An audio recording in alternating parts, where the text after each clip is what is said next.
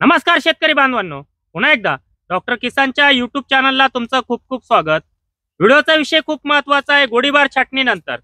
प्रामुख्याने जर विचार केला, खरं सांगायचं जर म्हटलं, गोळीबार छाटणीनंतर दोडा अवस्था, फ्लावरिंग स्टेज, गळ आणि कूज या संदर्भामध्ये आपण कशा पद्धतीने काम केलं पाहिजे। दोडा अवस्था ते फ्लावरिंग अवस्था यामध्ये होणारी गळकूज या संदर्भामध्ये आपण कशा पद्धतीने कामकाज केलं पाहिजे त्या संदर्भात आजचा व्हिडिओ खूप महत्त्वाचा आहे।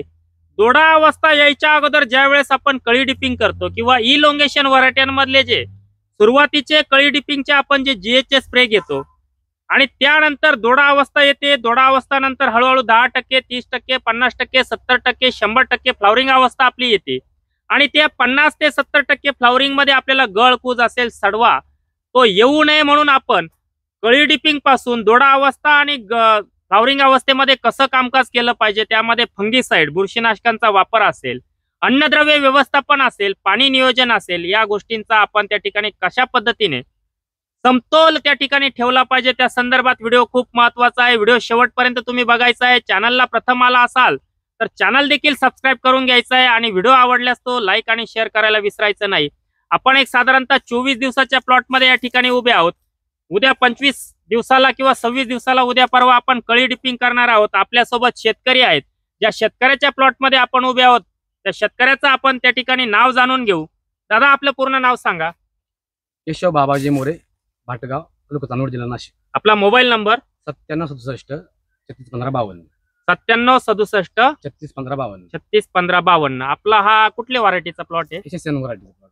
डॉक्टर किसानकडे किती दिवसापासून तुम्ही या ठिकाणी मार्गदर्शन घेताय? आता हे माझ्या अंदाजे तर तिसरं वर्ष आहे। हो, तिसरं वर्ष सर। रोपट्यापासून घेतोय? हो, पहिल्यापासून तुमच्याकडे सर। दुसरे नियोजन तुमचं सर आपलं। नक्की हो।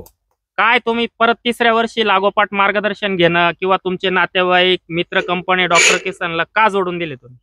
तर त्यांना त्यांच्या दृष्टीने मी नवीन होतो, पण त्यांच्यापेक्षा मी प्लॉट जरा व्यवस्थित बनले। मग त्यांनी पण मला विचारपूस केली आणि मग त्यांनी पण माझं अनुकरण करून त्यांनी मग तुमची संपर्क साधून घेतला। गेल्या वर्षी फ्लावरिंग मध्ये खूप मोठ्या प्रमाणात अवकाळी पाऊस झाला होता। काय वाटलं का तुम्हाला? काहीच नाही, उलट चांगल्यापैकी तिन्ही करावं लागली। आणि दुसरी एक महत्वाची गोष्ट, आता मी नेहमी तुम्हाला सांगतो, आता आपण जर ही काडी बघितली, हा जोडी गड आहे। आता मी तुम्हाला सांगितलं हा बंच आपल्याला चांगला दिसतोय। उद्या कळी डिपिंग करणार आहे त्यावेळेस आपण हा बंच आता माझ्याकडून आज जाऊ द्या, आता ती काडीच काढून टाकतो। काही माल भरपूर आहे आपल्याकडे, हे तोडून टाकलं। पण हे सांगण्याचं तात्पर्य एवढंच की ह्या ज्या जोडी गड आहे, हे जे जोडी गड आहे यामधला जो कमकुवत वाटतो तो आपण काढून घेणार आहे, कळी डिपिंग करून घेणार आहे। कळी डिपिंग केल्यानंतर आपला जो व्हिडिओचा विषय आहे, पुढे जाऊन 5-6 दिवसात दोडा अवस्था येते, त्यानंतर 3-4 दिवसामध्ये इलोंगेशनचा व्हिडिओ, तुम्हाला लोंगेशन कसं मिळवायचं, खराब वातावरणामध्ये गळकूज कशी होऊ द्यायची नाही, तो वेगळा व्हिडिओ देईलच। कॉमन जो व्हिडिओ आहे की दोडा अवस्थेमध्ये अंडागळ होणं आणि 10-15% फ्लावरिंग सुरू झाल्यावर गळकूज होणं, त्या संदर्भात अगोदरच प्रिव्हेंटिव्ह मध्ये कसं काम केलं पाहिजे। आता आपण या ठिकाणी उद्या कळी डिपिंग घेणार आहोत। कळी डिपिंगचं शेड्यूल तुम्हाला आलेलं असेल, सांगता येईल का? हो, त्याच्यात 200 लिटर पाण्याला 500 मिली आर्या, बरोबर, 4 ग्रॅम GA, 200 ग्रॅम ॲक्रोबॅट आणि विनियन 400 ग्रॅम 400 मिली। हो, हे दरवर्षी मी शेड्यूल देतो। आता ही कळी डिपिंग होईल तुमचं। ह्या ज्या पाकळ्या आहेत, या पाकळ्या कशा सुटतात, घड केवढा होतो दरवर्षी? गेल्या वर्षी केवढा झाला? फुटाच्या पुढे होत सर तो। तुमचा व्हिडिओ पण आहे गेल्या वर्षाचा। परंतु कुठल्याही प्रकारची गळकूज होऊ नये म्हणून आता प्रामुख्याने त्यांना शेड्यूल दिलंय कळी डिपिंगचं। त्यांनी सांगितलं, त्यांच्या मोबाईल मध्ये देखील आहे। कळी डिपिंगच्या अगोदर उद्या सकाळी त्यांना मी सांगितलं, सकाळी अर्ली मॉर्निंग 6 वाजेच्या आत, जेवढं शक्य होईल तेवढं 6-7च्या आत 200 लिटर पाण्यामधून संचार 40 400 मिली Z78 400 ग्रॅम हा स्प्रे देऊन घ्या। कळी डिपिंग मध्ये ज्या पद्धतीने ॲक्रोबॅट, विनिन, GA, मास्टर ॲग्रोचा आर्या आपण घेतलं, 2 पाकळ्यांमधलं अंतर सुटसुटीत आणि एकसारखं फ्लावरिंग आपल्याला पास होण्याला या आर्यामुळे आपल्याला फायदा होतो। आणि त्यानंतर ड्रिप मधून दुसऱ्या दिवशी किंवा त्या दिवशी भरपूर पाणी द्या, बेड फुटेपर्यंत पाणी द्या। टेम्परेचर आहे, ढगाळ हवामान आहे, येत्या 3-4 दिवसामध्ये अवकाळी पावसाचं स्वरूप देखील आपल्याला कदाचित पाहायला मिळेल।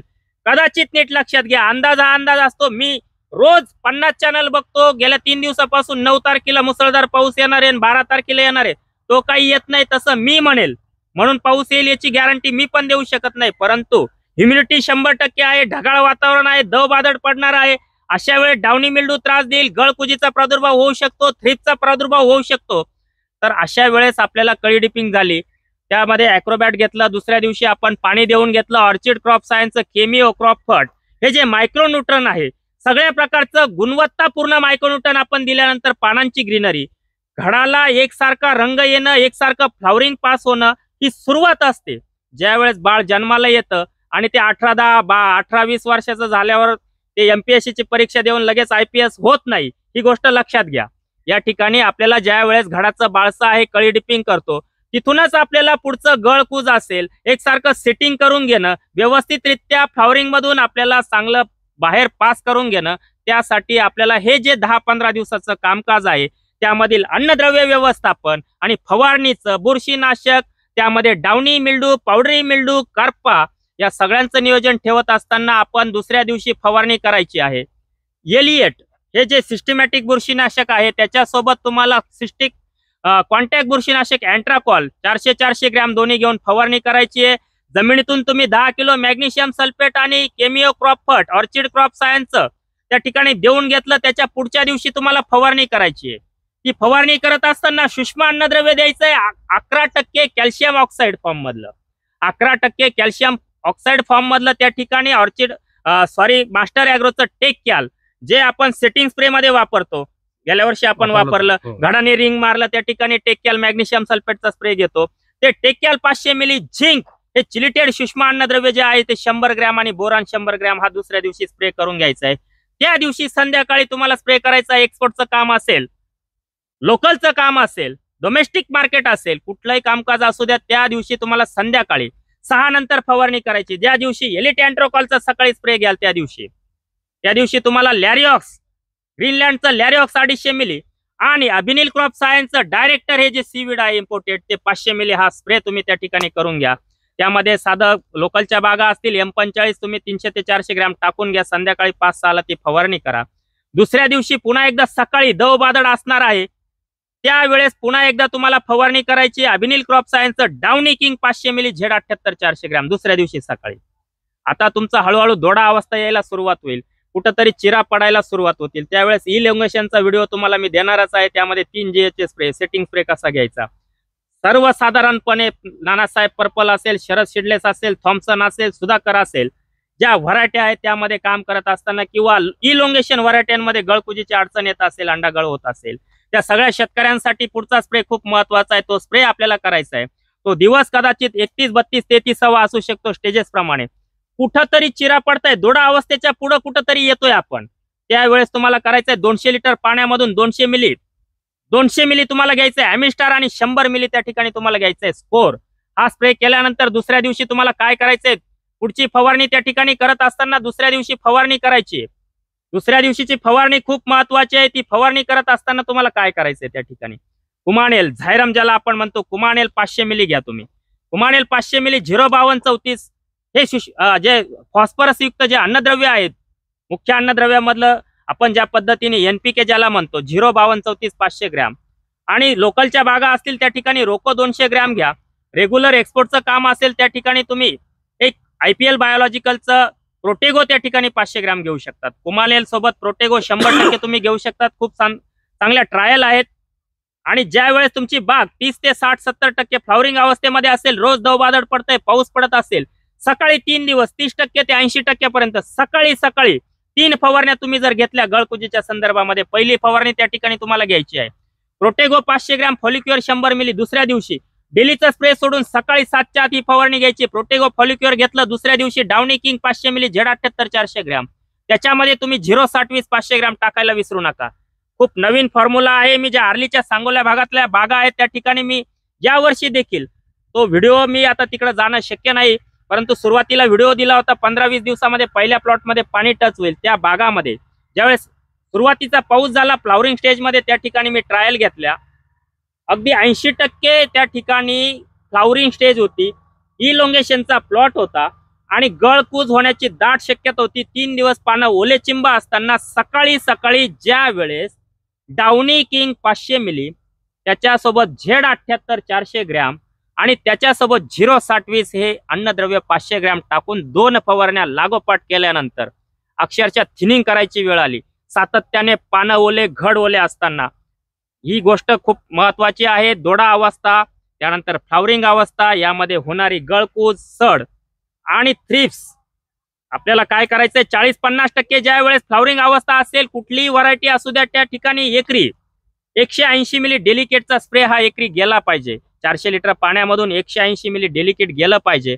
आणि त्याच वेळेस तुम्हाला ज्या पद्धतीने ड्रिप मी सांगितलं, कळी डिपिंग नंतर क्रेमिओ क्रॉपफर्ट, ऑर्चिड क्रॉप सायन्सचं मॅग्नेशियम सल्फेट 30-40% फ्लावरिंग अवस्था असताना पांढऱ्या मुळांची संख्या जशी सातत्याने तुम्ही सुरू ठेवली, ऍक्टिव्ह ठेवल्या, सायटोकानिन लेवल वेलीतील सातत्याने कंटिन्यू ठेवली, त्यावेळेस 30-40% फ्लावरिंग अवस्था असताना तुम्हाला 5 लिटर एकरी 4 स्ट्रोक आणि त्या 4 स्ट्रोक सोबत पुन्हा एकदा 5 किलो 0-60-20 हे देऊन घ्यायचंय. शेंडा खूप जर पळत असेल तर त्या ठिकाणी पिंचिंग देखील आपल्याला करायचं आहे. कॅनोपी मॅनेजमेंट आणि दुसरी महत्वाची गोष्ट नीट ऐकून घ्या. ज्यावेळेस तुम्ही उद्या कळी डिपिंग कराल, हे पाठीमागचं पान देठ ठेवून काढून घ्यायचंय आणि घड बुडून घ्यायचंय. हा, अजून एक शेवटची प्रतिक्रिया विचारतो. 3ऱ्या वर्षी तुम्ही मला वाटतं मिरचीचा देखील प्लॉट रजिस्टर केला होता. एकंदरीत तुम्ही सातत्याने डॉक्टर किसानकडे प्लॉट रजिस्टर करता. त्या ठिकाणी समोर कॅमेऱ्याकडे बघून फक्त महाराष्ट्रातील शेतकऱ्यांना तुम्हाला आलेला अनुभव आणि सातत्याने तुम्ही का प्लॉट रजिस्टर करता याच्या पाठीमागचं रिझन सांगावं, ही विनंती तुम्हाला मी करतो. चालू धावपळीमध्ये आणि एवढ्या महागड्या परिस्थितीमध्ये जर शेती टिकत असेल तर डॉक्टर किसानचं मार्गदर्शन घेऊन शेती केली पाहिजे, मला तरी वाटतं. कारण का तरच काहीतरी खताचा आणि भांडवलाचा हिशोब ताळमेळ बसेल, मला असं वाटतं. तुम्हाला वाटलं का 2 वर्ष? वाटलं, हो मला वाटलं नक्की. कारण मी लोकांचं बाकीच्यांचं ऐकतो ना, त्यांचा खर्च आणि माझ्या खर्च बराच फरक मला जाणवला. म्हणूनच मी कोणाला मार्गदर्शन नाही घेतलं नाही, काहीच नाही. आणि मी बेफिकर असतो, बाकी काहीच नाही. नक्कीच एकच संदेश तुम्हाला द्यायचा आहे. मला काही शेतकऱ्यांनी त्या ठिकाणी कमेंट देखील केल्या, मला व्हॉट्सअप केले, टोमॅटोचा प्लॉट खराब झाला आणि परत त्यांनीच कमेंट केल्या, सर आम्ही शेड्यूलच फॉलो केलं नाही, 20-30 रुपये जाळी आहे. ह्या गोष्टी तुम्हाला देखील माहिती आहे, मला देखील माहिती आहे. अशा वेळेस तुमच्या माझ्या हातात काही नसतं, परंतु एकंदरीत शेतीतील उत्पादन खर्च कमी ठेवून या माता माऊलीला जर आपण सुपीक कायम ठेवण्याचा प्रयत्न ठेवला तर नक्कीच आपण एका पिकात नाही परंतु दुसऱ्या पिकामध्ये आपण नफा कमावल्याशिवाय राहणार नाही. ही माता माऊली ही जी सुपीक जमीन आहे, सुपीक जर ठेवत गेलो, सेंद्रिय कर्ब जर वाढवत गेलो तर नक्कीच आपल्याला शेतीतून भरघोस नफा मिळाल्याशिवाय राहणार नाही. हा व्हिडिओ तुम्ही शेवटपर्यंत बघितला. चॅनलला प्रथम आला असाल, चॅनल सबस्क्राईब करा. व्हिडिओ आवडल्यास तो लाईक आणि शेअर करायला विसरू नका. नमस्कार.